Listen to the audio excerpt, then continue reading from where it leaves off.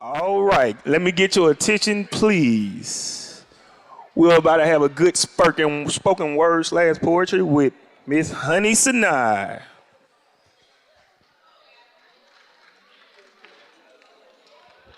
How are y'all doing? So first and foremost, congratulations again to Corey and Amber. I know they're not in here yet, but I want you guys to hear it from me first.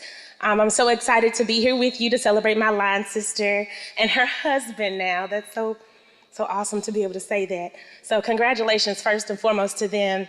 Amber asked me to share just a few poems with you guys, just on the theme of love, and just to kind of remind you why we're here today to celebrate with them. So, can you guys hear me?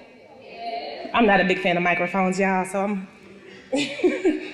kind of running away from it.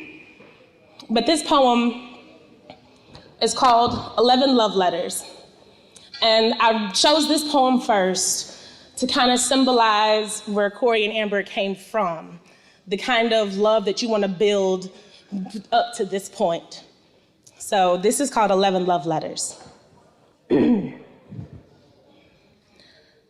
wrote you another love letter today. This time, I etched it into the skin of my hands, so when anyone reads my poem, they will see how I have loved you throughout my lifeline. That makes 11 letters in 10 days. I left the first one tattooed to the roots that you will see on your journey through the Underground Railroad, hoping that you find me in your freedom. It reminded you that no matter how far you look into your history, you will always find traces of my love for you there. The second letter is between the notes of a Harlem sonata and a B.B. King riff. I'm hoping that your feet will tap out my name in Morse code as you move to the beat, and your body will get the message that your heart wasn't always ready to hear. Letters 3 and 4 were left in Songs of Solomon and 1 Corinthians chapter 13, because I knew if you found yourself appreciating the salvation offered there, then you'd be ready for the kind of love I'm offering here, now, unconditionally. Love letter number 5 is stapled to the back of your fondest memory as a footnote to explain why being with you creates the best days of my life. Number 6 is braided into the DNA that tells your hair to turn that perfect shade of earth or fire so that it's not easily washed down the drain with a day's excuses for why some days we just don't like each other back. And now, when I wrap my hair at night to sleep, it presses your words closer to my mind so that it can influence my dreams. See, love letter number 7 is written in taste buds along my tongue, so when I kiss you for the first time, you can taste the passion I've always had for you. Number 8 is inscribed in Braille along the walls of my long-term memory, so that when old age steals my vision and hearing, you can still feel how I've always felt for you. And never forget what my love for you sounded like. Number 9 is tied to a kite tail made of my heartstrings, and you are the hand that keeps tugging me back as carelessness beckons me to fly away. But as long as you are waiting on the ground, I am not afraid of falling. And I'm wondering if your past has stumbled across any of my letters yet. I'm wondering if you're waiting for me beneath the magnolia tree that blooms in my front yard next spring. See, letter number 10 told you to meet me there. On January 26, 2019, I'll be waiting for you. I'll be the one wearing generations of love for you like a suit of armor, because the mere hope of you has already saved me.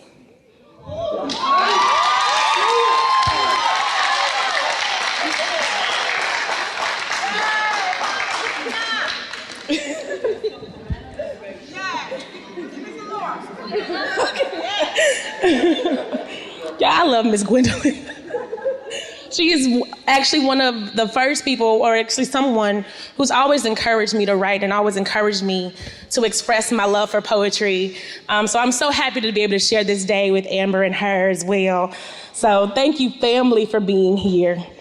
This poem doesn't have a title, but I wanted it to represent how real relationships can be, but also remind us that love is unending. My love, our story will never know only sweet, will not allow us to pass without the bitter gripping our heartstrings, but we are strong. Our foundation, a friendship unshakable. We were once only bricks, building walls around our hearts to keep out the hurts hurled in our directions, but your love is a roof that will help me weather all life's storms, which is to say, I've made your heart my home. And when this world tries to break us with stones, I will remind you that we are not glass, not fragile, not so easily broken, but I will still be a mirror that allows you to look back on the day we met and how even then our flaws were landmarks to lead us to this moment. And you will sometimes have to tell me that I'm not in this alone. See, I'm used to a certain degree of independence. But there's never any doubt that I am in this with you. We have the kind of love that can take its shoes off after a long day and know that this dust is ours. We are not perfect. But I promise, every year on this day, after the fireworks have given up pretending to be moons, I will map the constellations. So when I count my lucky stars and thank them for aligning my life to yours, I can call them each by name.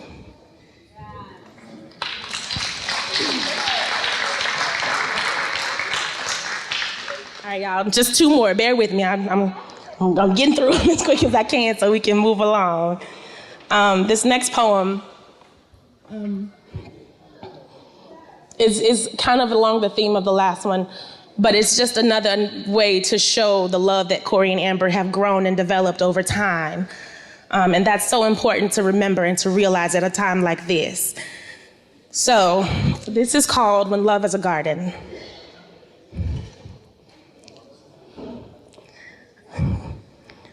This love is the garden that we will spend our lives tending.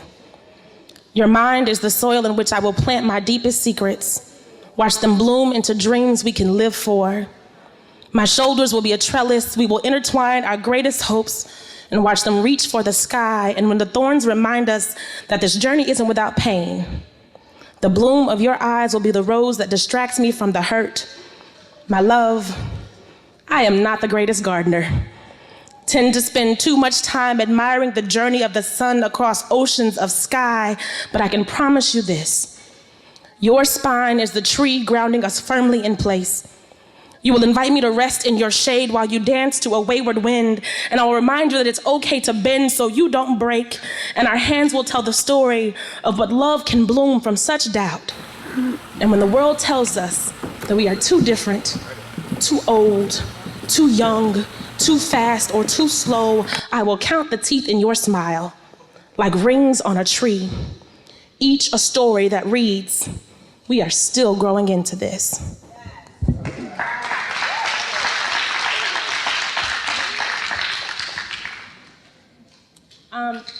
So this last poem that I'm going to read for you, I promised Amber I would read it, so I'm reading it. But it's called Black and Living. Some of you may have seen an excerpt of this on Facebook or YouTube from an Essence Festival performance. So this is for Amber.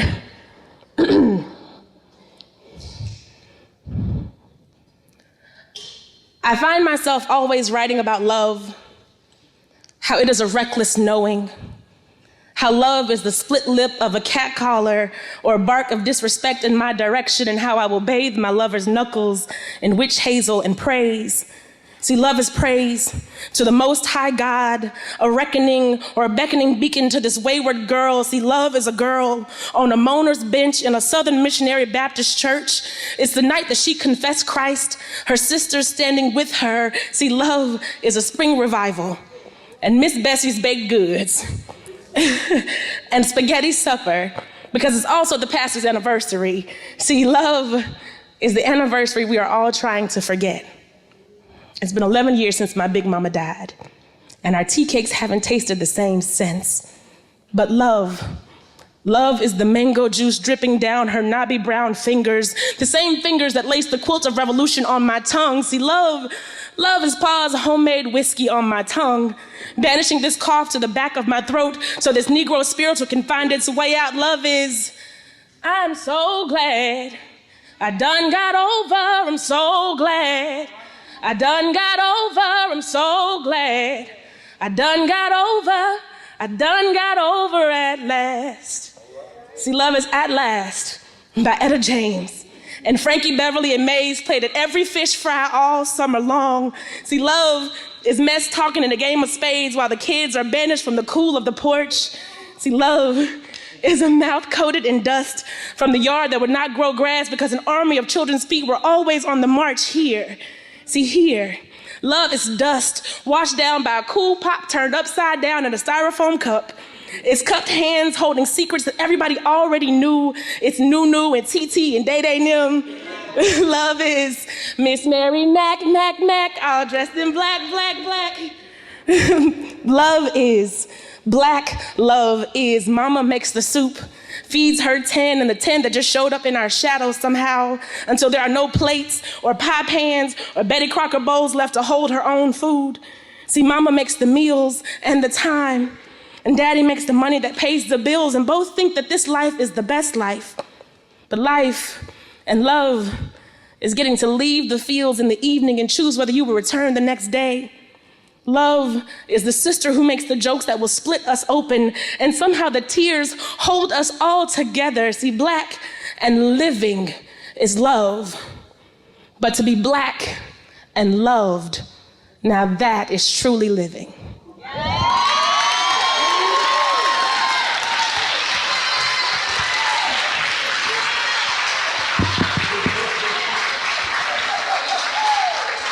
Beautiful.